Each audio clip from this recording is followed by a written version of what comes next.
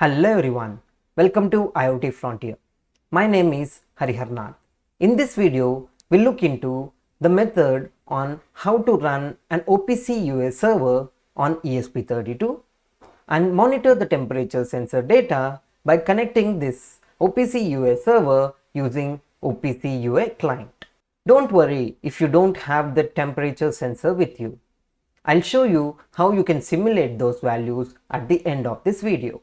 This video has many steps, but I have made it easy to follow for you folks. So don't miss to watch it till the end of this video to get complete understanding. Let's get started. First of all, let's try to understand the data flow diagram. So here you can see DHT22 sensor that we are using, and it will keep on sending you temperature values. And here you can see ESP32.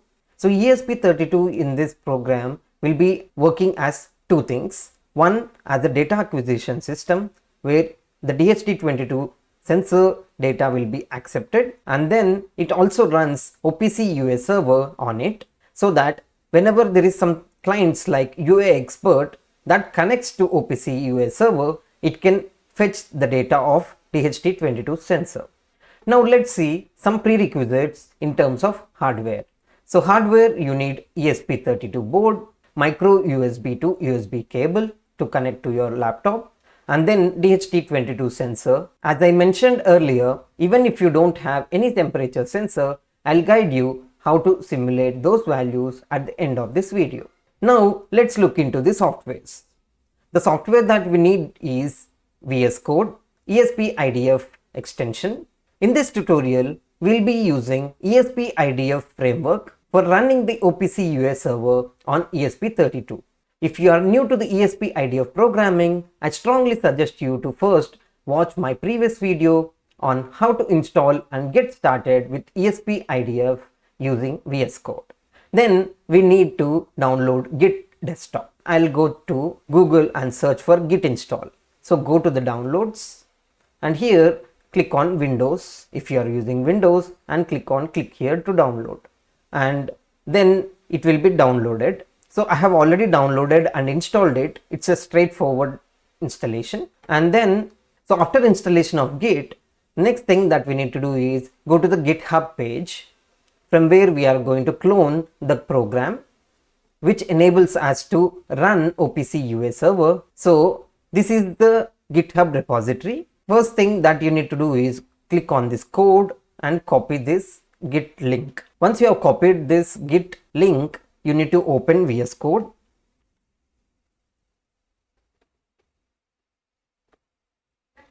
So you have opened this VS Code, and here you need to open a folder.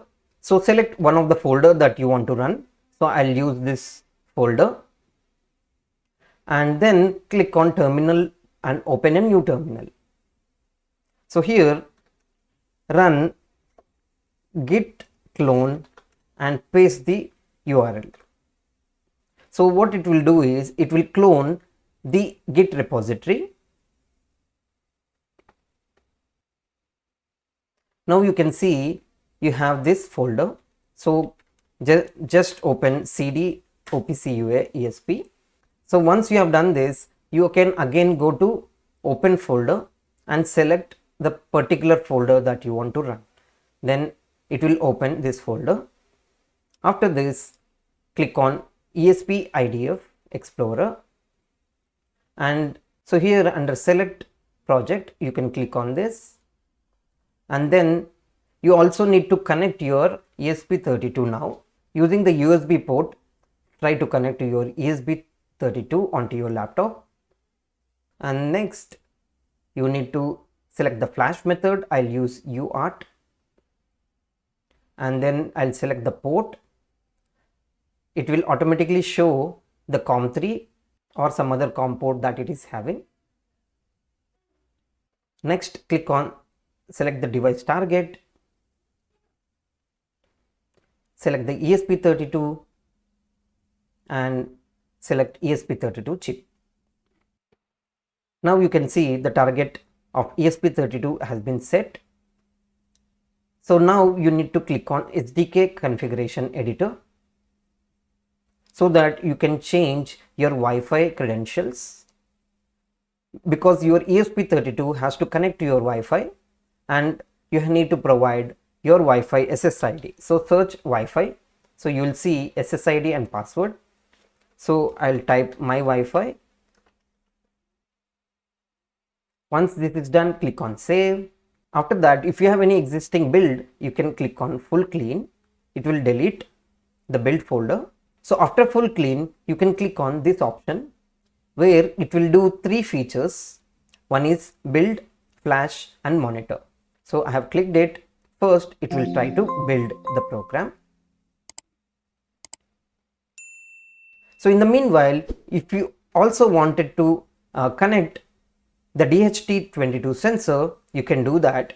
So this is the schematic diagram. So you can use D4, because even in this code we are using GPIO4. So you need to use that D4 for the data pin and remaining 2 pins to the ground and 3 volts. So you can do this connection in the meanwhile. Once you have done that, so right now you can see here the program is being built. You can now see that build is successful. So you need to click on boot button. So boot button on the ESP32 is to be clicked if it is showing connecting. Now flash has been done. So now you can see the code here. So all the green code is after execution of the bootloader. So ESP-IDF 5 version is there and it has been connecting with the Wi-Fi. You can see some information like API version, ESP-IDF version, and then what is the size. Next, it is initializing the Wi-Fi. After initializing the Wi-Fi, you can see it has been trying to connect to my Wi-Fi, that is Hari Wi-Fi, and then it is trying to obtain the IP address.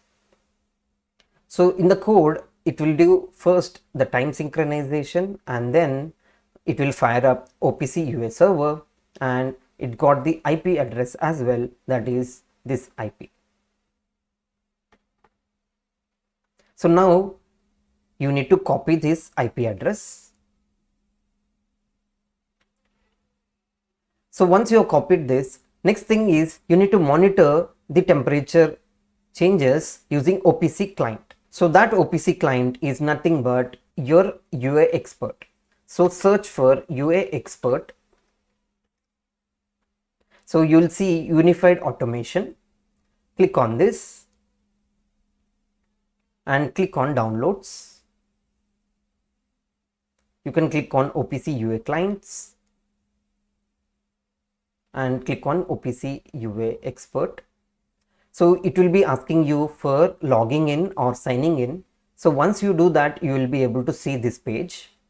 Click on setup file. So you need to extract it after downloading. So click on this MSI file. Click on next, accept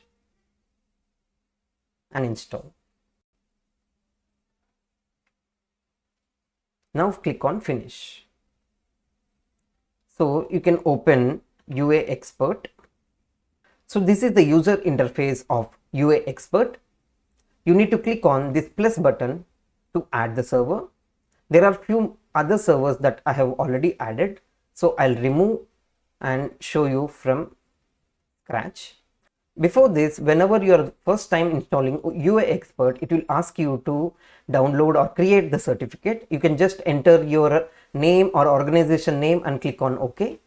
And now you need to click on this custom discovery. Double click to add a new server and paste the IP address, and the default port is 4840.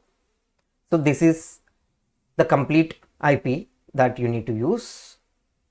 Once this URL is used, click on OK. After double click, you will see this one. Again, you need to expand this and click on yes. Yes. So 2 times it might ask. Click on none and then click on OK. So now you can see here we have these many objects, and these are called nodes. So you can drag and drop into the data access view. So now you can see the temperature is 100 because I don't have DHT22 sensor.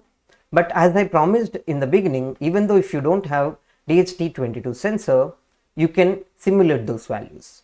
But if you have DHT22 sensor, the values might be changing here. So now let's do some tweaking in the program so that we can simulate these values. So go back to the VS Code. Once you are in the VS Code, go to the components, click on model, and under DHT22C, so you need to add one line, that is include stdlib.h. So stdlib.h, this has to be written, and come to the end of this program where it will be reading temperature values. So here you can see it is trying to read the temperature values, and if the reading is having some error, it will throw this sensor read error, which is 100 value. If you don't have issue with the reading, it will try to read from the sensor and give back. So what I can do is I can comment this and paste this value where it is going to return 20 plus random percentile 11, which means it will generate a random integer between 20 and 30, even though we are not going to read the real sensor. So this is the code that we need to add to simulate the values. Now save this. After saving, you click on this Explorer, then you do full clean so that build directory has been deleted. Now again click on build flash and monitor.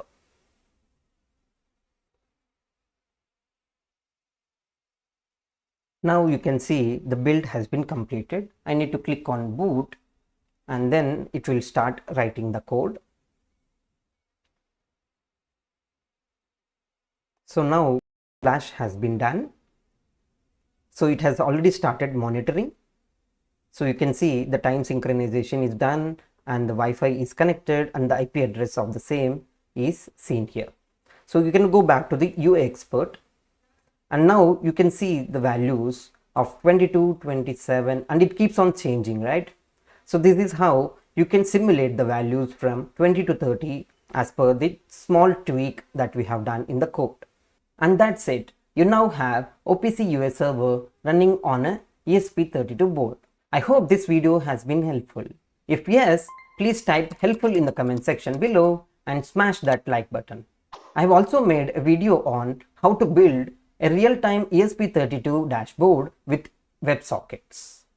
Please check that video on the top right corner or in the description below. Your support means a lot to us and helps us keep creating more content like this. So please subscribe to the channel and hit the bell icon. Thank you for watching, and I'll see you in another interesting video.